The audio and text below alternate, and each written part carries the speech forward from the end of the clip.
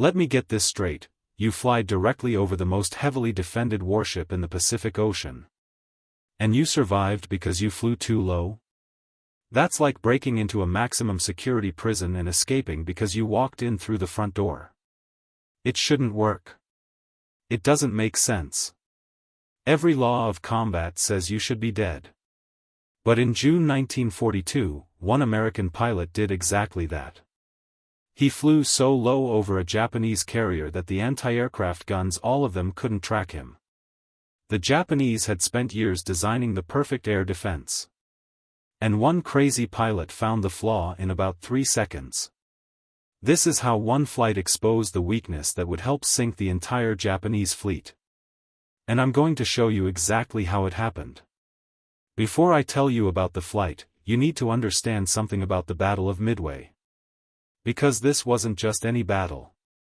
This was the most important naval engagement of the entire Pacific War. The turning point. The moment when everything changed.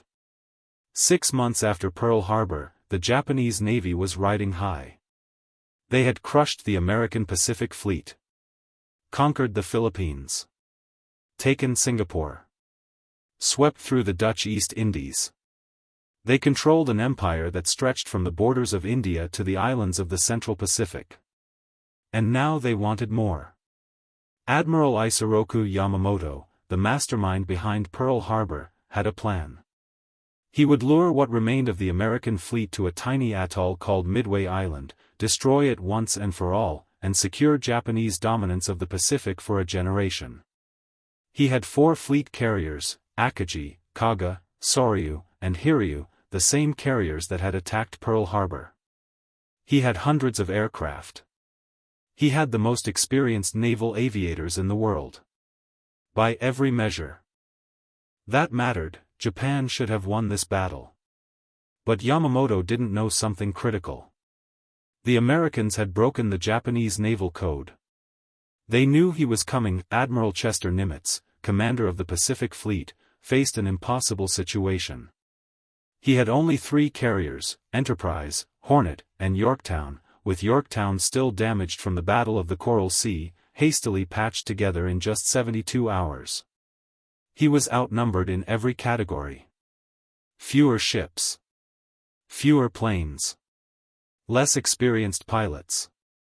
But he had 2 advantages: he knew where the Japanese would be, and he had the element of surprise. Nimitz positioned his carriers northeast of Midway, hidden from Japanese reconnaissance. His plan was simple: let the Japanese attack Midway Island, then catch their carriers while they were rearming and refueling their planes. It was a gambler's strategy. If it worked, he could cripple the Japanese fleet. If it failed, America might lose the war in the Pacific. There was no margin for error. No room for mistakes. Everything depended on timing, luck, and the courage of men who knew they might not come back. Now let's talk about the men who would fly into the teeth of the Japanese fleet. Not the famous torpedo bombers from the carriers, we'll get to them later. I'm talking about a group of airmen that history has mostly forgotten, the B-26 Marauder crews from Midway Island itself. The B-26 was a medium bomber. It was never designed for torpedo attacks. It was built to drop bombs from altitude on land targets. But by June 1942, America was desperate. The Navy's torpedo planes were outdated and slow. The B-26, despite being designed for something completely different, was fast enough that someone in the War Department thought, hey, what if we strapped torpedoes to these things? And so, in one of the more insane improvisations of the entire war, mechanics on Midway attached Mark 13 aerial torpedoes to 4 B-26 Marauders. The pilots had barely any training for this mission. Most had never dropped a torpedo in their lives. They were being asked to fly an airplane that handled like a truck, at wavetop level, toward the most heavily defended ships on the planet, and somehow hit a moving target while being shot at by everything the Japanese Navy had. It was practically a suicide mission. Everyone knew it. And they volunteered anyway. Lieutenant James Murray was one of those volunteers. 24 years old, from a small town in Montana, Murray had joined the Army Air Forces because he loved to fly. Simple as that. He wasn't particularly aggressive or bloodthirsty. He wasn't seeking glory or medals. He just wanted to fly airplanes, and the military was paying him to do it. By June 1942, he was stationed on Midway Island, flying patrol missions, watching the endless Pacific for signs of the approaching Japanese fleet. When the order came to prepare for a torpedo attack, Murray felt a strange calm. Not because he wasn't scared, he was terrified. But because he had accepted what was about to happen. "We figured about half of us weren't coming back," he said later. "Maybe more. But that Japanese fleet was coming whether we attacked or not. At least this way we were doing something about it." He named his B-26 Susie Q after a popular song of the era. It was a way of making the plane feel familiar, personal, something worth bringing home. He had no idea that Susie Q was about to fly into history. The morning of June 4, 1942, dawned clear and bright. Perfect flying weather. Perfect dying weather.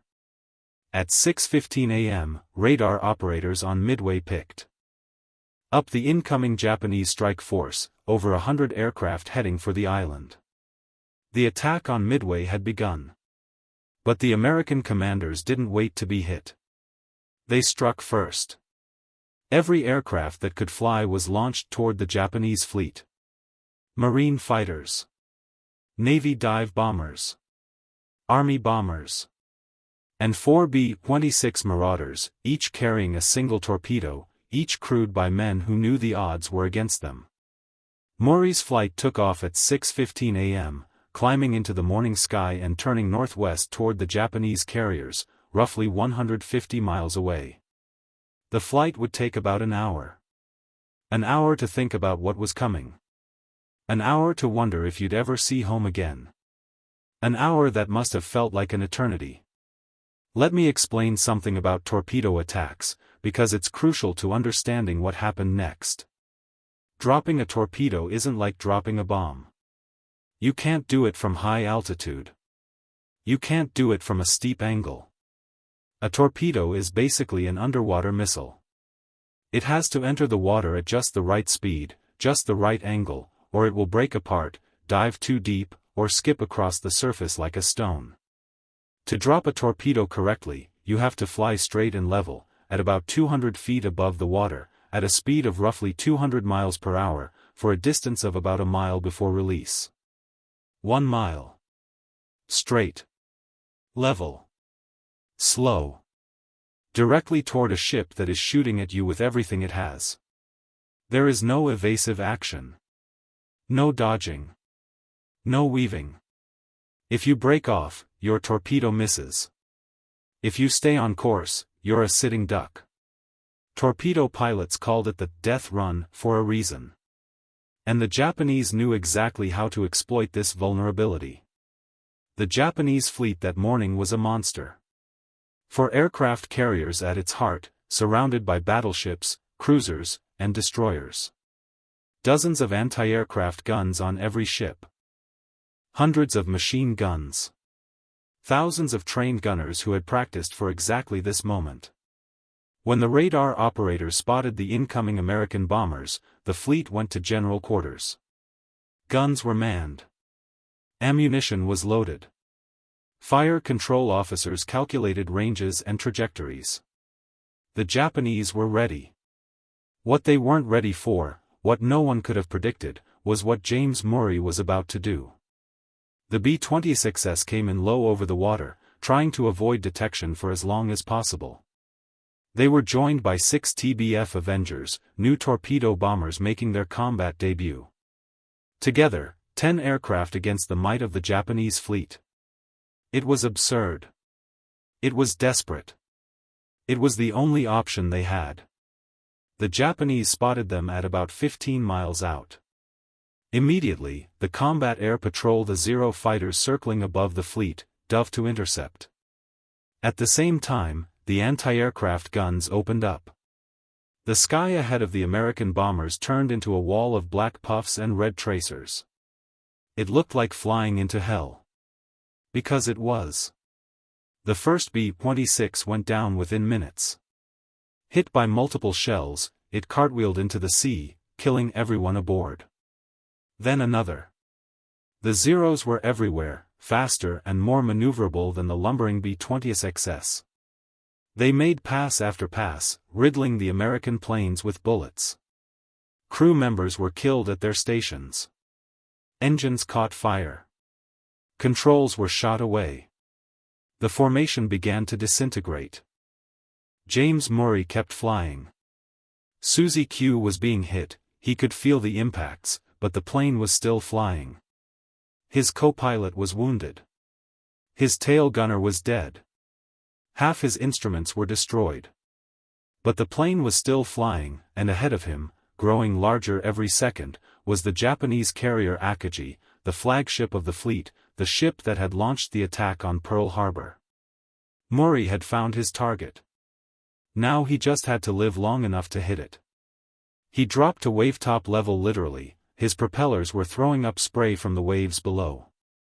At this altitude, the Zeros couldn't attack from below, limiting their angles. It was a small advantage, but in this hell, you took what you could get. The anti-aircraft fire was incredible.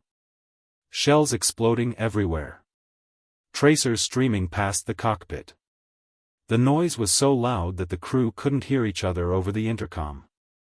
And still Murray flew straight and level, counting down the distance, waiting for the right moment to release his torpedo. Here's where the story gets truly insane. Murray released his torpedo at point-blank range so close to Akagi that he could see the faces of the sailors on deck. The torpedo dropped cleanly, entered the water, and ran straight toward the carrier. For a moment, it looked like a perfect attack. But the Akagi's captain had seen it coming. He ordered hard rudder, and the massive carrier began to turn. The torpedo passed astern, missing by what witnesses described as a matter of feet. Close. Achingly close. But a miss is still a miss. Now Murray had a problem.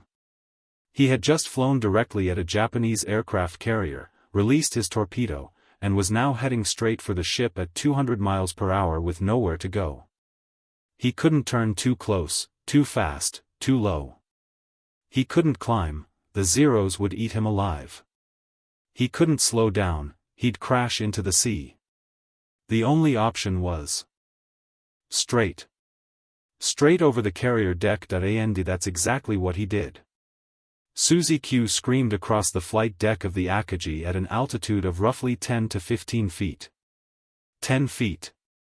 You could reach out and touch the deck from that height. Murray saw everything, sailors diving for cover, officers frozen in shock, anti-aircraft gunners swiveling their weapons trying to track him. And here's the incredible part, they couldn't fire. Not one gun on that massive carrier could aim low enough to hit an airplane flying across its own deck. The guns were designed to shoot at aircraft approaching from altitude. They had mechanical stops that prevented them from depressing below a certain angle, a safety feature to keep them from accidentally firing into their own ship.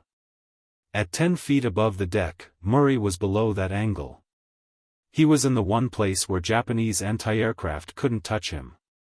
The blind spot. The impossible gap in the defenses. And he had found it completely by accident. Think about what this means.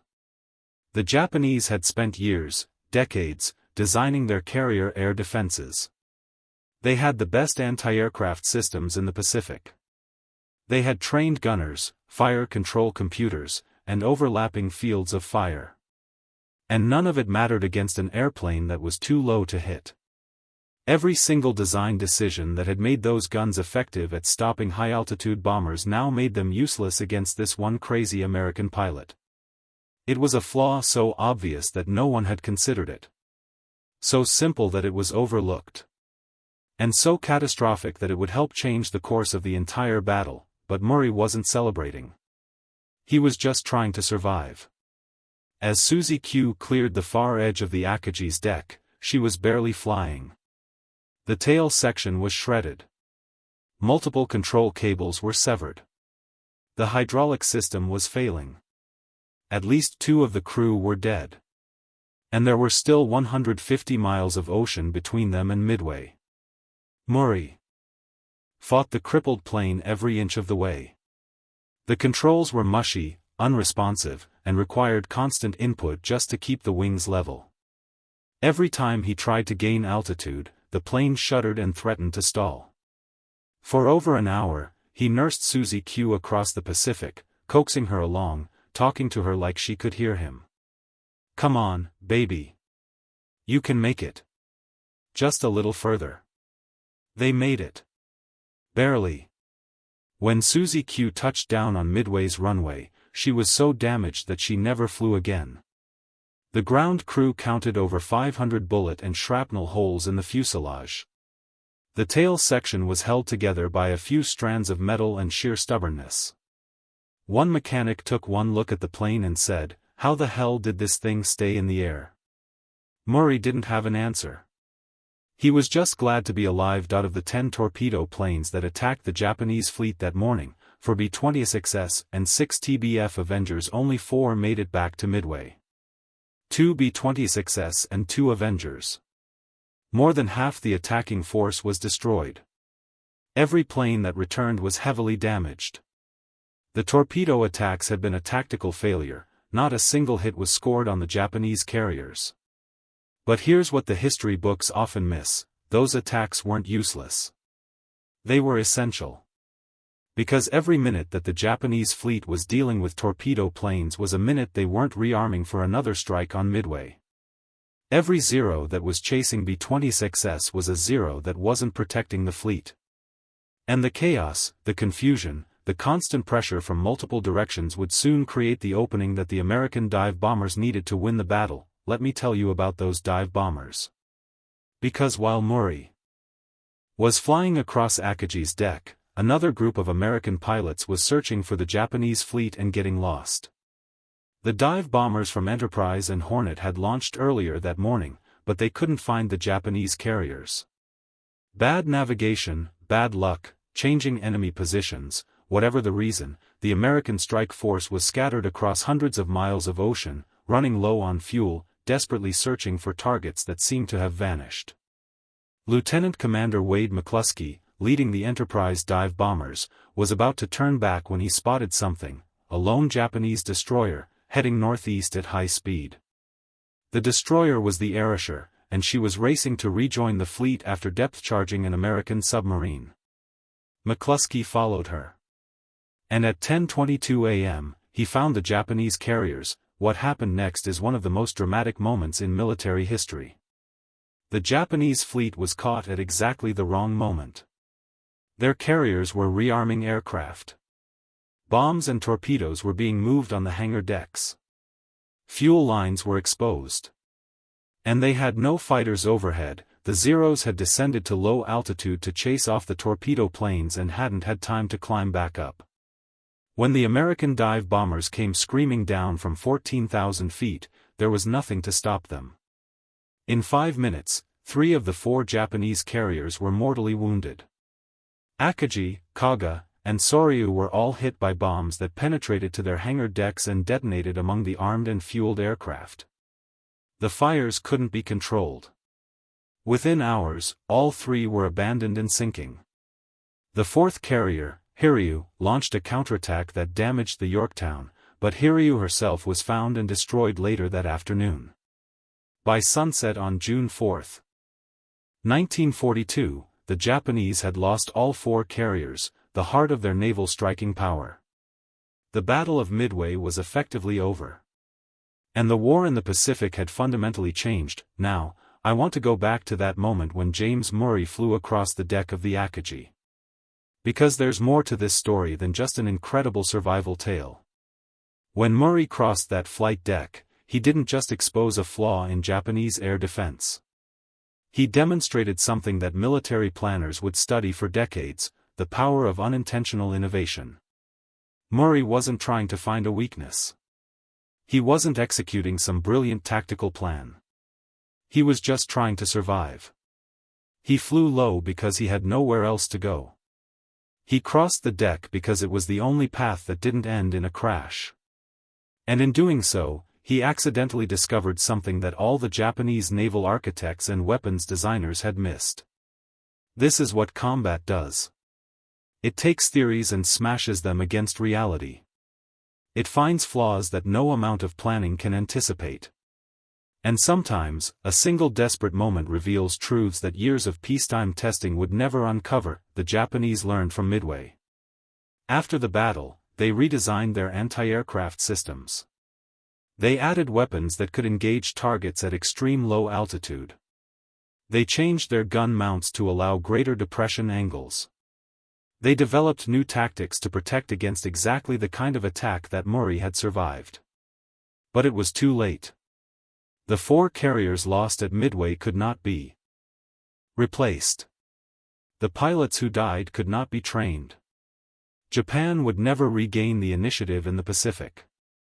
The war would go on for 3 more years, but after Midway, the outcome was never really in doubt. Let me tell you about what happened to James Murray after the battle. He was awarded the Distinguished Service Cross for his actions on June 4, one of the highest honors the military can bestow. But if you asked him about it, he would deflect. Say it was luck. Say he was just doing his job. Say the real heroes were the men who didn't come back. That was the thing about Murray, he never saw himself as anything special. He was just a pilot who happened to survive when a lot of other good pilots didn't. After Midway, Murray was promoted and given a training assignment. The military didn't want to risk losing someone with his experience in another combat mission. So he spent the rest of the war teaching other pilots how to fly, how to fight, how to survive. He was good at it, by all accounts. Patient. Detailed. The kind of instructor who made you feel like you could handle whatever was coming. After the war, Murray went home to Montana. Tried to fit back into civilian life, which wasn't easy for any of them. He married, had kids, and worked various jobs. He didn't talk much about the war, not because it wasn't important, but because he thought people wouldn't understand. How do you explain flying across the deck of an enemy carrier at 10 feet? How do you describe the sound of bullets hitting your plane, the smell of burning hydraulic fluid, the faces of your dead crewmates? You can't. So you just don't. In 1972, something unexpected happened. A Japanese naval historian named Mitsuo Fukuda, yes, the same Fukuda who had led the attack on Pearl Harbor, published a book about the Pacific War. In it, he mentioned the B-26 that had flown across Akagi's deck. He described the shock of the sailors, the impotence of the gunners, and sheer audacity of the attack. He had witnessed it personally from the bridge of another ship. For the first time, the Japanese side of the story was public. And suddenly, people wanted to talk to James Murray again. He gave a few interviews over the years. Always modest. Always deflecting credit. In 1988, he returned to Midway Island for a memorial ceremony marking the battle's anniversary. He stood on the same runway where he had landed Susie Q, now overgrown and abandoned, and he was quiet for a long time. "I think about the guys who didn't come back," he said finally. "Every day for the rest of your life, you think about them. Why them and not me? There's no answer. There's never an answer. You just keep going, because that's what they would have wanted." James Murray died in 2004, at the age of 86. His obituary in the local newspaper called him a decorated World War II veteran. That's it. No details. No mention of Midway or Akagi or the impossible flight across the enemy's deck. Just another old soldier passing into history. But for those who knew the story, who understood what he had done, James Murray was something more. He was proof that ordinary people can do extraordinary things when everything is on the line. That courage isn't the absence of fear, it's flying straight and level into a wall of anti-aircraft fire because that's what the mission requires. That survival sometimes comes from the most unexpected places, even a 10-foot gap that no one knew existed. There's a broader lesson here, too. One about the nature of war and technology, and human ingenuity. The Japanese had built what they thought was an impenetrable air defense system. They had the best carriers, the best pilots, the best weapons in the Pacific. And a guy from Montana, flying a bomber that wasn't even designed for torpedo attacks, found the one weakness they had overlooked. This happens more often than we'd like to admit. In every war, in every conflict, the side that thinks it has all the answers discovers that reality has different plans. The Maginot Line. The unsinkable Titanic. The impenetrable fortress. History is littered with certainties that turned out to be wrong. And usually, it takes someone like James Murray, someone who wasn't supposed to be there, doing something that wasn't supposed to work, to reveal the truth. Let's talk about the B-26 itself for a moment.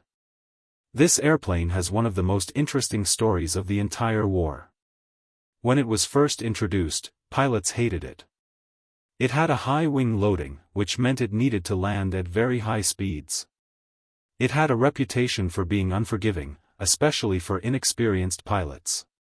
Some units had such high accident rates during training that the B-26 earned nicknames like Widowmaker and the Flying Coffin. Pilots joked that the only way to become a B-26 pilot was to have a death wish. Congress even launched an investigation into whether the aircraft should be cancelled. But the B-26 wasn't a bad airplane. It was just demanding. It required precision, skill, and respect. Pilots who learned to handle it found that it was actually one of the most capable medium bombers of the war, fast, rugged, and able to absorb tremendous damage while still bringing its crew home. By the end of the war, the B-26 had the lowest loss rate of any American bomber. The Widowmaker had been redeemed. And Susie Q, despite flying through hell at Midway, proved exactly how tough the airplane could be. Now let's zoom out and look at what the Battle of Midway meant for the rest of the war. In one single day, the United States Navy sank 4 Japanese fleet carriers and killed over 3,000 Japanese sailors and airmen. More importantly, Japan lost over 200 of its most experienced pilots, men who had been flying combat missions since the late 1930s. These pilots couldn't be replaced. Japan didn't have the training infrastructure, the fuel reserves, or the time to produce another generation of aviators with that level of skill. From Midway onward, the quality of Japanese naval aviation declined steadily. New pilots were rushed through abbreviated training programs. Accidents increased. Effectiveness dropped. By the time of the great battles of 1944 and 1945, the Philippine Sea, Leyte Gulf, the Japanese were sending barely trained boys against American pilots who had years of combat experience. The outcome was predictable and devastating. On the American side, Midway was a psychological turning point. Before the battle, the Pacific War had been a series of disasters. Pearl Harbor, Wake Island, the Philippines, Singapore. The Japanese seemed unstoppable, their navy invincible. Midway proved that it wasn't true. It showed that the Japanese could be beaten, that their vaunted carriers could sink just like anyone else's, that courage and skill and a little bit of luck could overcome even the worst odds. American morale soared. Production lines accelerated. Recruitment surged. The nation that had seemed on the verge of defeat suddenly remembered how to win, but none of this was inevitable. If the torpedo planes hadn't attacked when they did, the Zeros might have been at altitude when the dive bombers arrived. If the Japanese had spotted the American carriers earlier, they might have struck first. If 1,000 small things had gone differently, the Battle of Midway could have ended in Japanese victory. History is like that. It turns on moments so small that they're easy to miss. A pilot who decides to keep flying instead of turning back. A destroyer that leads the enemy to your position. A gap in your air defenses that no one ever tested. These moments ripple outward, shaping everything that comes after. And we only recognize them in hindsight, when the dust has settled and the survivors have told their stories. Let me tell you about one more survivor from that day. His name was Ensign Albert Ernest, and he was flying one of the TBF Avengers that attacked alongside Murray's B-26s. Ernest's plane was so badly damaged that his turret gunner was killed, his radioman was wounded, and he couldn't release his torpedo because the mechanism was shot up. He flew his destroyed torpedo back to Midway and landed on the first try, despite the fact that his plane was barely holding together. He was 22 years old. After the war, Ernest became an aerospace engineer. He spent decades working on spacecraft, including components for the Apollo program that landed men on the moon. From the deck of a Japanese carrier to the surface of the moon, that's quite a journey.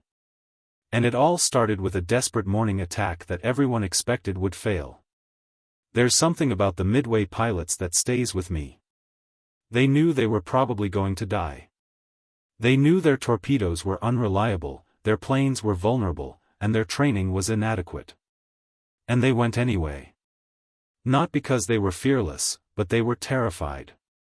But because they understood that something bigger than their own survival was at stake. They were buying time. Creating chaos. Giving the dive bombers a chance to find and hit the enemy. Every minute they stayed alive was a minute the Japanese couldn't use to prepare for the next attack. They were sacrificing themselves not for glory, but for their friends, their country, their future. That's a level of courage that's hard to comprehend. I'm not sure most of us have it in us. But they did. And because they did, the world turned out differently than it might have. Let me tell you about the Akagi's final hours. The carrier that Murray had flown over was hit by a single bomb during the dive bomber attack. Just one bomb. But it penetrated to the hangar deck, where dozens of aircraft were being rearmed and refueled. The explosion ignited a fire that couldn't be controlled. For hours, the crew fought to save their ship, but the flames kept spreading. By evening, the order was given to abandon ship. Admiral Nagumo, the commander of the carrier force, had to be physically carried off the bridge. He wanted to go down with his flagship.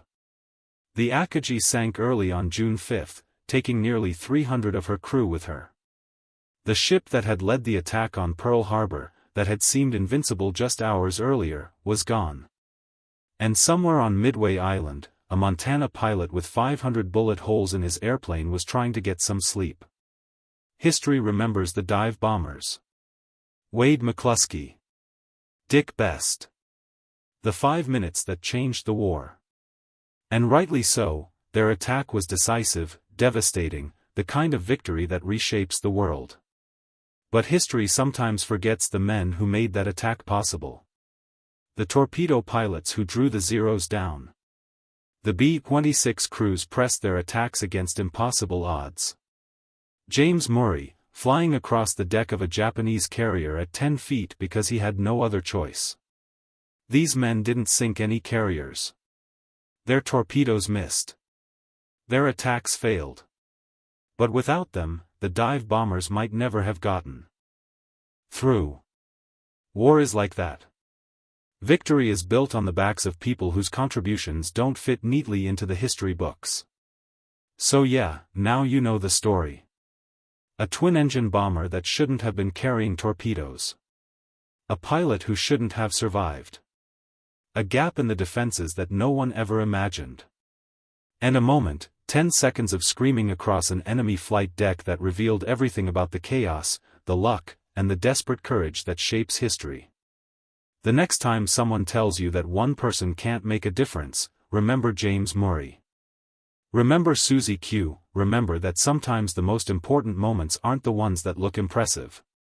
They're the ones where someone just keeps going, keeps flying, keeps fighting, even when every rational part of their brain is screaming at them to stop. That's what wins wars. That's what changes history. That's what turns ordinary people into legends. Now, if you want to hear another story about impossible survival, about a soldier who did something even crazier than flying over an enemy carrier, click the video right here. This one's about a soldier who killed 116 Japanese soldiers in 21 days while being hunted by an entire army.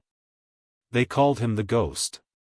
And after you hear his story, you'll understand why. Click it. Watch it. And remember, the craziest stories from World War II are usually the true ones.